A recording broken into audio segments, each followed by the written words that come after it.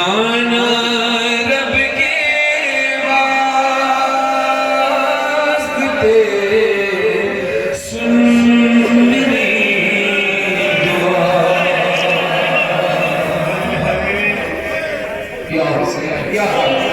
क्या दुआ है?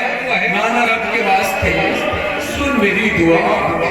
बीमार है ये माँ मेरी, बीमार है ये माँ मेरी, दुखिया को दे शिफा। नाना रब के वास्ते सुन मेरी दुआ। मौला हुसैन कहते हैं नाना एक तरफ दीवार थी एक तरफ दरवाजा था, जब उम्मत ने दरवाजा जलाकर गिराया है, भीड़ मेरी माँ की पहलू में लगी है, तो मौला हुसैन कहते हैं नाना दीवार गए वापिस के रहे।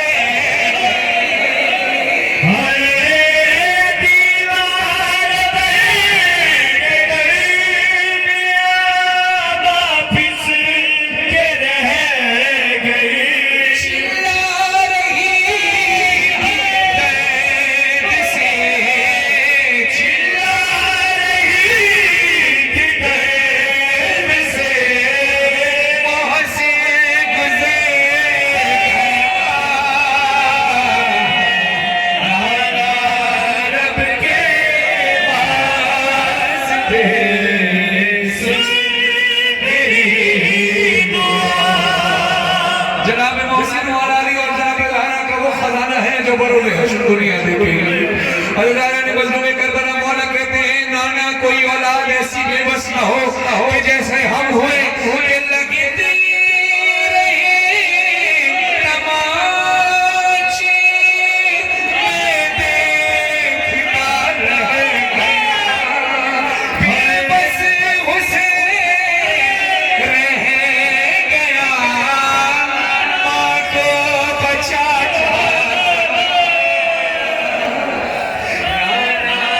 रब के वास्ते सुन मेरी दुआ।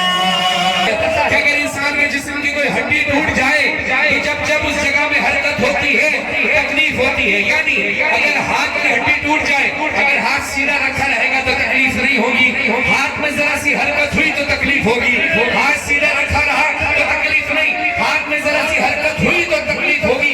यानी 1 घंटे तक हाथ सीधा रखा रहे तकलीफ नहीं होगी, लम्हे भर के लिए भी हाथ हिला तो तकलीफ हो जाएगी। टांग की हड्डी टूट जाए टांग सीधी रखी रहे तकलीफ नहीं होगी, घंटों तक टांग सीधी रहे तकलीफ नहीं होगी, लम्हे भर के लिए भी टांग हिले तकलीफ होगी। लेकिन मैं क्या बताऊं कि पसली ऐसी चीज है कि अगर इंसान की पसली कोई एक पसली भी टूट जाए तो वह जब जब सांस लेता है तकलीफ होती है।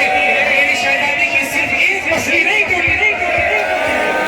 अल्लाहु अकबर, अल्लाहु अकबर। मौला हुसैन नाना के रोज़े पर आकर कहते हैं नाना लेती है जान बिन सांस दुखती है बस। लेती है जान बिन सांस दुखती है बस। लिया हाल देख के फटता है मेरा। नाना रब के वास्ते मेरी दुआ। नाना हमारी माँ जख्म हमसे छुपा कर रखती थी। नाना हमारी माँ ने हमें अपने जख्म का अंदाजा होने नहीं दिया। पहलू के दर्द के सबब सो भी नहीं सकी है। पहलू के दर्द के सबब सो भी नहीं सकी।